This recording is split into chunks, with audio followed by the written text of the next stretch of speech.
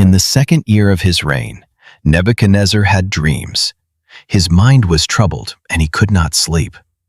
So the king summoned the magicians, enchanters, sorcerers, and astrologers to tell him what he had dreamed.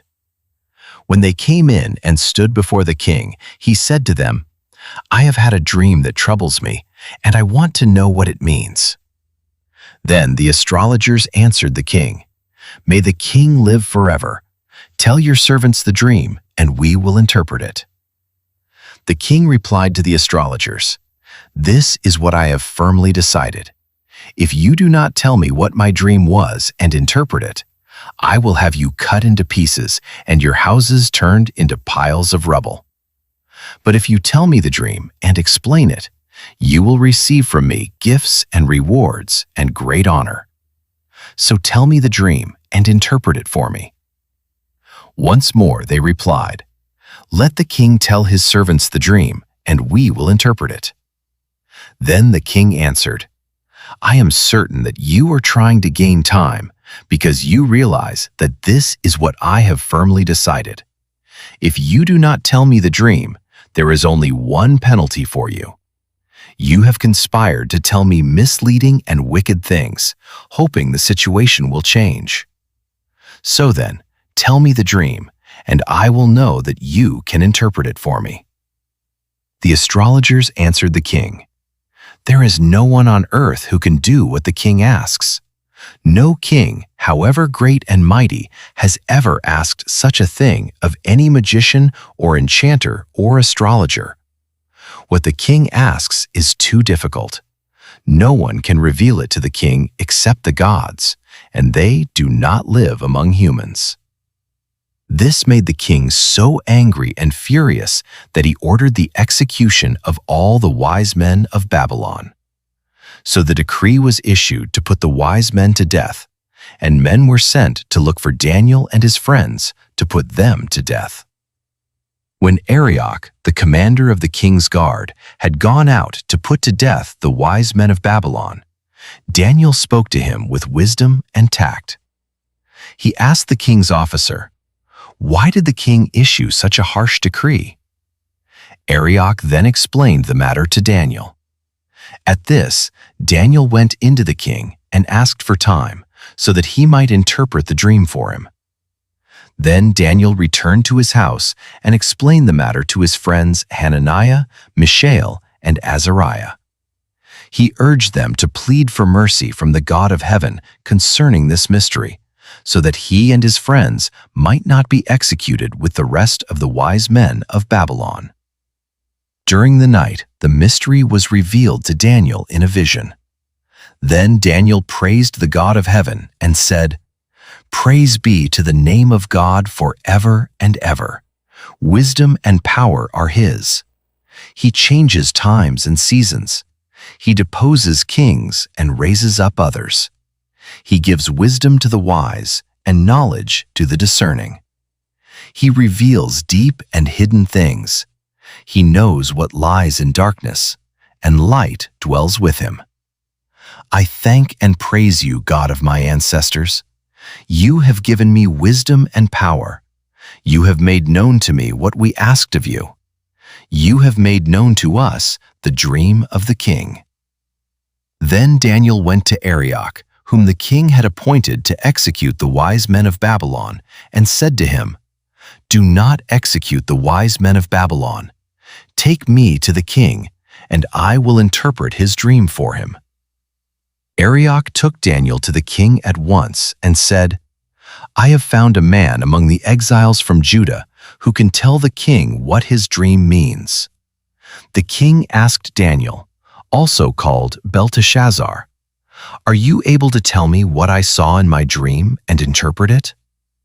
Daniel replied, "No wise man, enchanter, magician, or diviner can explain to the king the mystery he is asked about. But there is a God in heaven who reveals mysteries. He has shown King Nebuchadnezzar what will happen in days to come. Your dream and the visions that passed through your mind as you were lying in bed are these. As your majesty was lying there, your mind turned to things to come, and the revealer of mysteries showed you what is going to happen. As for me, this mystery has been revealed to me, not because I have greater wisdom than anyone else alive, but so that your majesty may know the interpretation, and that you may understand what went through your mind. Your majesty looked, and there before you stood a large statue, an enormous, dazzling statue, awesome in appearance. The head of the statue was made of pure gold, its chest and arms of silver, its belly and thighs of bronze, its legs of iron, its feet partly of iron and partly of baked clay. While you were watching, a rock was cut out, but not by human hands. It struck the statue on its feet of iron and clay and smashed them. Then the iron, the clay, the bronze, the silver, and the gold were all broken to pieces and became like chaff on a threshing floor in the summer. The wind swept them away without leaving a trace. But the rock that struck the statue became a huge mountain and filled the whole earth. This was the dream, and now we will interpret it to the king. Your Majesty, you are the King of Kings. The God of heaven has given you dominion and power and might and glory. In your hands he has placed all mankind and the beasts of the field and the birds in the sky. Wherever they live, he has made you ruler over them all. You are that head of gold. After you, another kingdom will arise, inferior to yours. Next, a third kingdom, one of bronze, will rule over the whole earth. Finally, there will be a fourth kingdom, strong as iron, for iron breaks and smashes everything.